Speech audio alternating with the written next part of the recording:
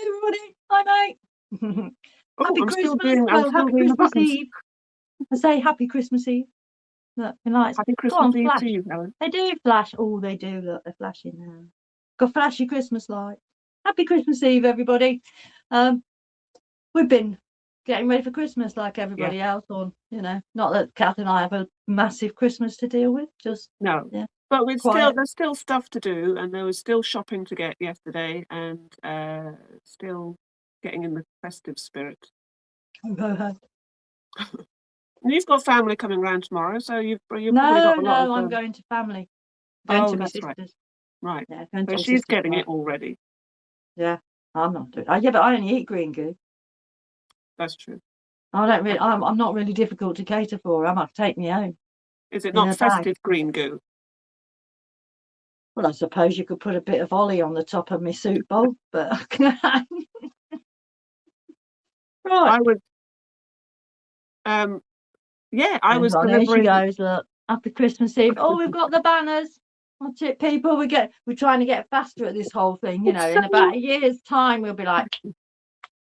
It's so hard to try and remember to talk to you and do the buttons down below. At the same time, I know. Yeah, I'm glad I'm not doing it. I just do the talky bit. Yeah. Right. I know. So this show, we're going to show you.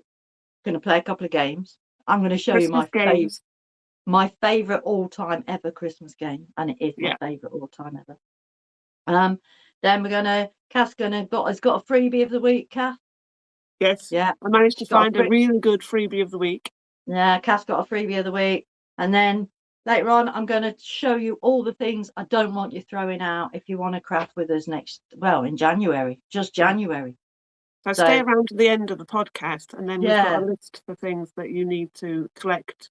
Yeah, don't throw them out. Things that you get in your house around Christmas, do not chuck out. So. Yeah. Right. So what should we do first? Show us your freebie. Show us your envelopes. Well, I had a few Christmas cards to hand deliver to people in my village. And I was looking on Pinterest, which is our favourite place to go to look for inspiration. And I saw somebody had made little gingerbread houses out of brown, those brown parcel labels that you get. They're just like little house shapes, and they'd got a white pen, a white marker, and drawn a little gingerbread house over the top of it. And I thought this was such a good idea. And all my envelopes are brown, so I thought, why not make gingerbread houses on the envelopes? So I actually used a little bit of black outline, because it was just I like a black outline on things. I just thought, you could leave it white, but I just like, I especially like the little tree. Yeah.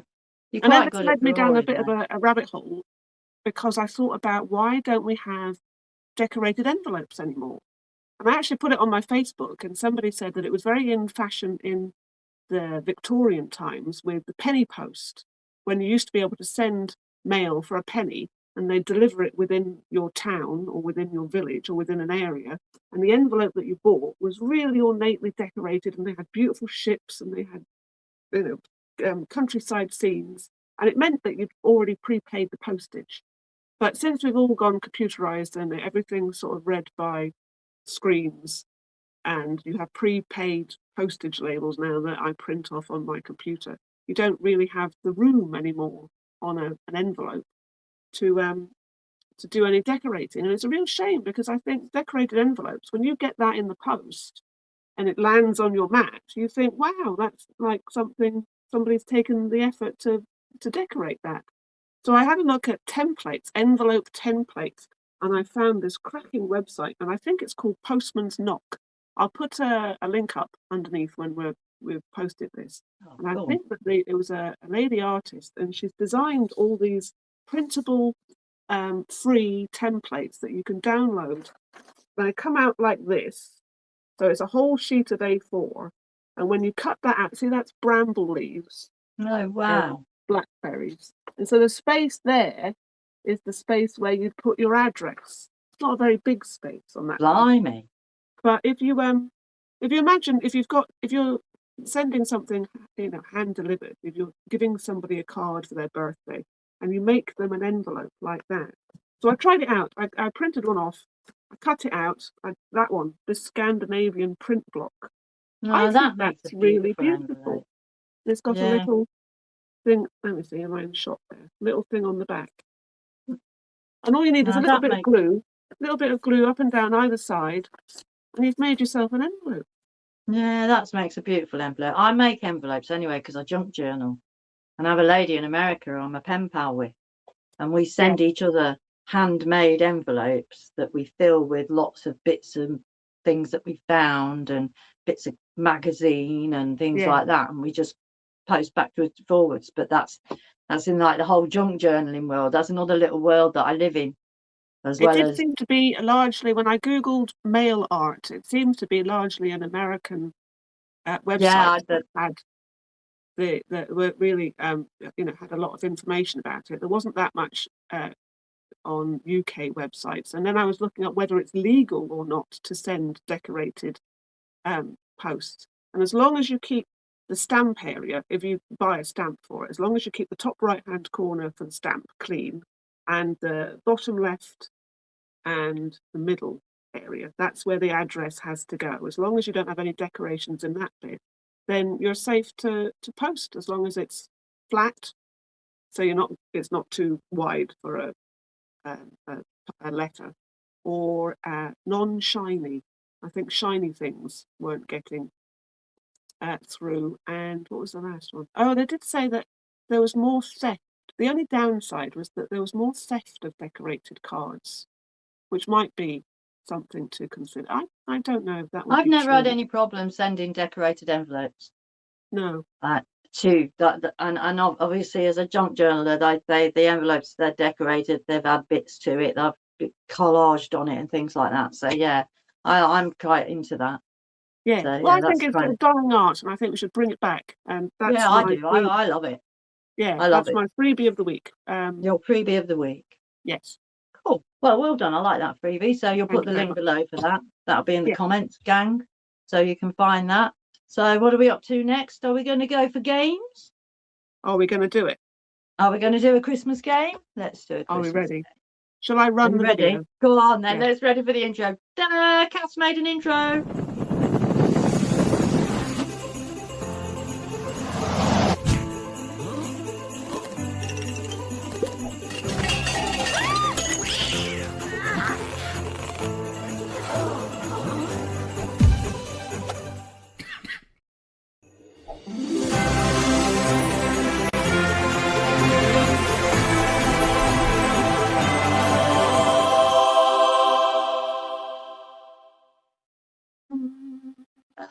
I love the intro, Kath. Now we need to pan to the other camera. Yeah, got it. There we are. Oh, there you go. That out of the way. Let me move I was that. ready Right. for that. I was ready. I was ready. This is my favourite ever Christmas game. All-time favourite game. You need a card, any credit card will do. A bowl full of flour. Any flour. Any flour. You're not eating it. Any flour. Plate. Fill your bowl up with flour. Was this game got a name? No, not that I know. Right. Turn it up like that. Okay. Bit like a sandcastle. Yeah, just like a sandcastle. Okay. So you've got yourself a sandcastle. So before you've even started, you played one game. Get yourself an egg. Okay. Pop I see where this is going. Like that. Is this a raw egg? Is it a raw egg or is it a raw egg? But it won't break. And then basically, everybody, you hand the card, you hand the plate, you push the plate around to the next person. The first person has to take a bit of flour off. Okay. The next person, they get it pushed to them, has to take a bit of flour off. And obviously, as it gets to the point where you've not got a lot of flour left, you really are going like, and everyone's going, you've not scraped enough flour off yet, you know. And I'm like, and then you go around, and the loser is the person that knocks the egg down like that. This game goes on for hours. We've literally laughed, Right. giggled. It's so simple, and then all you do is refill your bowl, turn it back up, start again.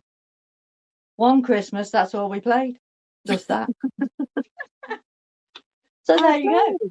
That's that game. That's very good. The egg flour That is game. that is my favourite game ever. It reminds me a bit of, well, what's that game with the wooden blocks? Is it Jenga? Yeah.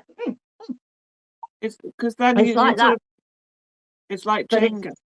but it's simply done.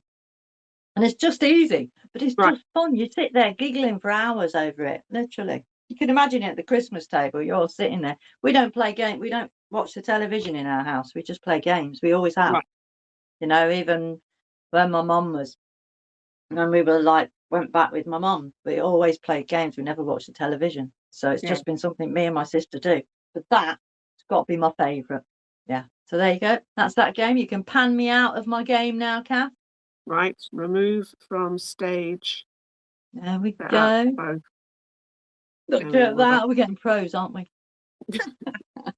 Well, my family were not big game players. I think I remember playing a bit of chess with my dad. We might have done a bit of Monopoly. Monopoly. Oh, I love to go in Monopoly, but no one will play with me. No, well, there was always an element of cheating. Never me, I have to say, never me, but somebody who would... I'm going to go with the cheating one with Monopoly. It's the only game I will cheat at, and the reason being is because in the whole realm of buying and selling property, they're all a bunch of crooks. So nobody plays it by the game, do they? So anyway, everybody else is all like into it, going, oh yeah, I'm going to move over there, I'm going to buy this. Me, I'm like, oh, okay, throw me dice. Oh look, there's a 7 there. 1, 2, 3, 4, 9. Yeah, that takes me to where I want it. I'll buy that. Nobody's watching. I'm like, you've got to watch me. You know I'm going to cheat. Everybody knows I'm going to cheat. Yeah. It was always the person who was in charge of the bank, not mentioning any names, my sister, but somebody would always be I wasn't allowed the bank. Yeah, they would steal the money. Or well, no, I didn't used to steal the money. I was just one of these people. I knew what every community chest and chance was before it came up, because while everybody's there going, oh, like that, I'm just picking them up, reading them. Right. Like that. And then how do you know what it is? I'm like, because while you were there going, dum, dum, dum, dum, oh, I want to buy that. Oh, what about my money? Oh, look at them properties. I'm going, oh, I don't want that one next. I won't choose that. Oh, no, I don't want to choose that one either. I can see why people didn't want to play with you then. Yeah, that's right. Nobody would play with me because I always win. I could write a book on how to cheat at Monopoly. I could. Well, my friend, she is very much into family games and traditions, and so I asked her if she had any, because I'm sure that there are plenty of family traditions that of games and things that people do, annually together when they get together at Christmas. What are the things that people do? Charades. Charades was it was a big one. Playing card games. She had one called Up and Down the River, which I'd never heard of. I'm not a big card game. We used to play a lot of card games. We just used to play a lot of games. But yeah, card games we played, board games, Monopoly, Scrabble. I was rubbish at Scrabble because I can't spell, so that was no good for me, was it? Everyone like, that's not a real word. I'm like, isn't it? I don't know. Scrabble according to Helen. Yeah. No, well, I never got it right. And I'd be like, well, that is a real word. And then everybody would be scurrying for the dictionary. Didn't have Google then, did we? We had to go and get it. We had to sit there with the dictionary. How we taught our son to read, well, to write and spell, was we used to play Scrabble in the van when we lived in the van. Yeah. And we had a great big thick dictionary. And he was allowed to go through the dictionary and choose and do it that way. So we used to let him. So he'd spend hours going through the dictionary trying to find the words that he needed. And in the process, used to learn a lot. The other thing we used to do every day, we'd have a word of the day. So we'd find a really difficult word in the dictionary. This is when we lived in a van and how I taught him. Yeah. And we'd have a word of the day. So we'd have to go and find the a word we'd never heard of, and we'd remember that word and we'd try to put it in something. Our favourite was nefarious. We love Oh, nefarious. that's a very good word. Yeah, it's a very good word, isn't it? Nefarious. There's Yeah, a lot of nefarious memes out there. There's a lot of nefarious owls. I like the nefarious owls. Yeah, that's a good word. Yeah, I'm sure that's how professional Scrabble players learn, though, is they learn the difficult words, the words with cues in, so that they know where to that's put right. them. And the little words with cues in, the QI and things like that you can actually have. Yeah, no, David learned, and it was a really good way of teaching David to spell, and it really did work. So yeah, so we were gaming mad. My whole family, all of our lives, we've played games. Mark and I have got a constant game of chess on the go. Yeah. So we have this game of chess downstairs on the chessboard, and then we move a little ring over the top of the piece that's just moved, so that we can we go and then we play and we move them. So you don't forget whose go it is. No, that's right. So yeah, but it's a constant game of chess. I do know the basics of chess. I have played chess where I've been beaten sort of 3 times in a row with the least amount of moves that you need to beat somebody. So I am that level of bad at chess. And then I was playing my friend, and then he did something called castling, where I can't remember even what he did, but he managed to move the castle around. And I thought, so no, with the castling you move. So if the king and the castle, yes, if they haven't moved, then if there's nothing in between them, so like usually there's a bishop and a rook in between them. If the king and the castle haven't moved, then and those 2 pieces aren't are out and it's empty space, you can literally just move the king and the castle like that. And yes, so that's called castling. I thought, this is hopeless. I was just like, you can't do that. And then I found What's your game then? What's my game? Yeah, you've got a game. Well, no, because my friend, she sent me this photograph that she has of, the suet company. This is a random thing. Atora Suet. Well, they used to make Christmas booklets in the Victorian times. See, that's the Atora Christmas. Oh, yeah. Very, very Christmassy. Beautiful decorations on it, and they would list a bunch of recipes to make Christmas puddings to make with your Atora suet, and then they'd throw in a few games to play, and most of them involved sitting around on the floor or sitting on chairs. Chairs play a huge part of Christmas games. The first one was called Pass the Matchbox, where you have 2 teams of people and you all sit in a line, and then you're sitting on the floor, and then in front of the first person at the top of the row, you put the outer cover of a matchbox on the floor, and then people have to pick up the matchbox without using their hands and pass it down to the next person behind them, and then they keep passing the matchbox down to the end. But it says in the description, sit down a yard apart with your hands folded behind your back, take the outer case of the matchbox, and then the players have to pick it up with their nose. Which is very... Blimey. How do you pick up a matchbox? You'd shove your nose in the end, wouldn't you? The outer bit, you'd shove your nose in the end, wouldn't you? And push it, and then you have to push it onto the player behind you. You have to push it from your nose onto his nose. Well, yeah, you could do that with a matchbox, couldn't you? I think this sounds like there's been a lot of drinking going on. Oh, there probably is. Probably nobody's got it right. I used to love Twister as well. That was one other game. Yeah. That was another. Do a strangeness game on it. Well, there's one called Winking. All the ladies sit in a circle, and a gentleman, this sounds quite bizarre, a gentleman stands behind each lady behind their chair. One chair is left empty, and the gentleman behind that, so the gentleman standing behind an empty chair, will wink to a lady in one of the chairs, who then has to run and sit in his empty chair. But the gentleman standing behind that woman has to stop her. Sounds like a song. That sounds all Has a to bit flipping full on, has to stop her by laying his hands on her shoulders. And if he is successful in doing so, the gentleman behind the empty chair has to try again. Oh, I see now. It'd end up as like a flipping full-on scrum. Be a rugby Yes. scrum in our house. So you've just got somebody standing over you with his hands like that, ready to. It's not a good thing. That shoulders. honestly, I could not see that working well in our family. It'd be This like is different times. Oh, this last one, this was very good. Called Poor Pussy. All sit in a circle, and one person is chosen to be in the centre.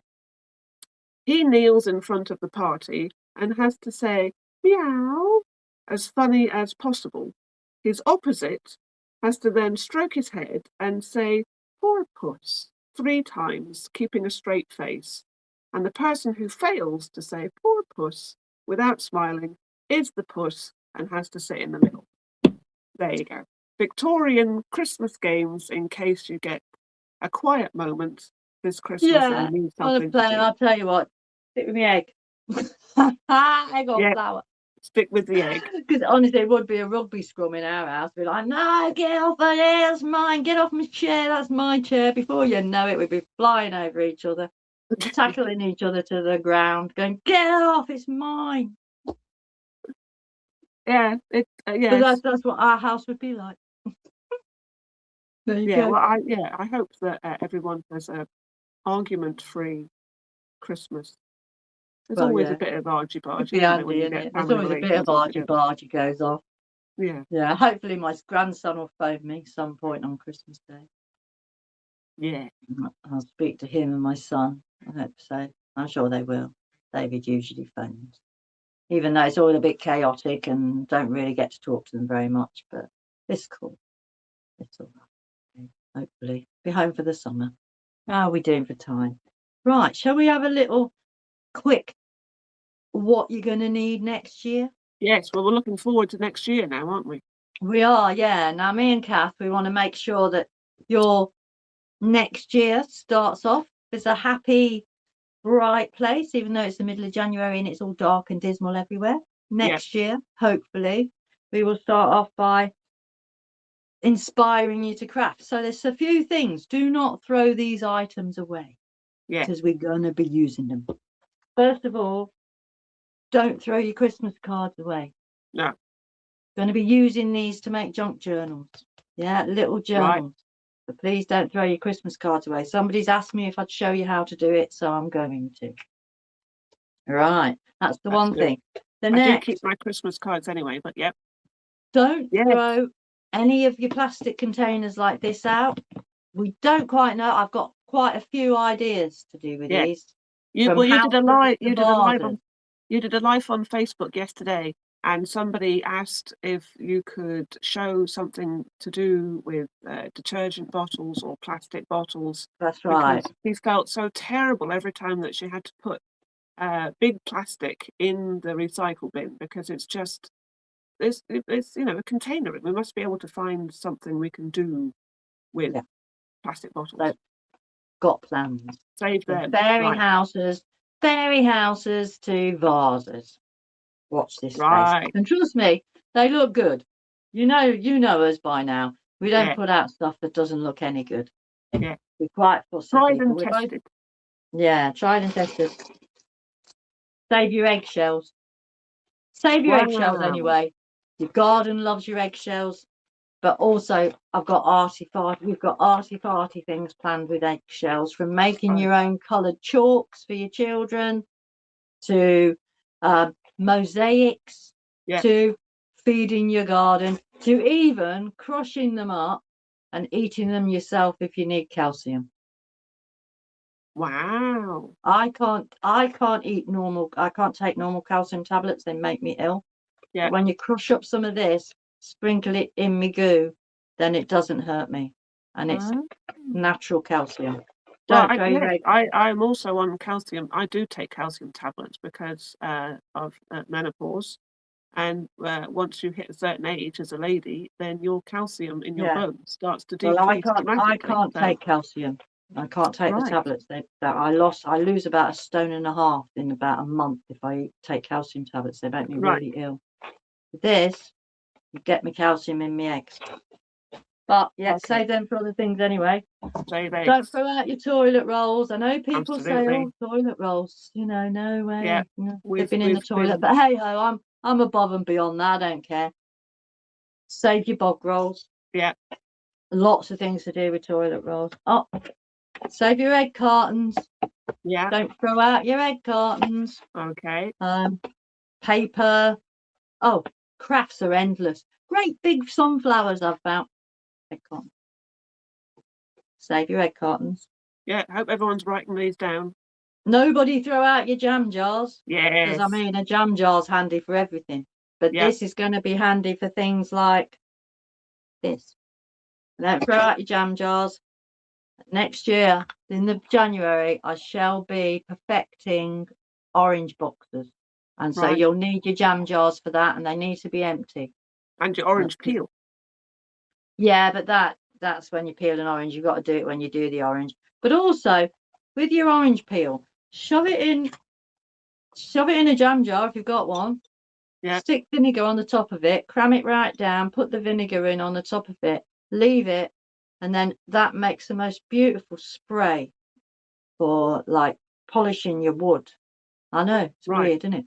But it polishes wood and it smells nice and it's lovely. So that's very good. That's a very good thing for January because we'll all be spring cleaning. Yeah, but yeah, so we will be making these, and this isn't finished yet. This is just the beginning. It needs decorating.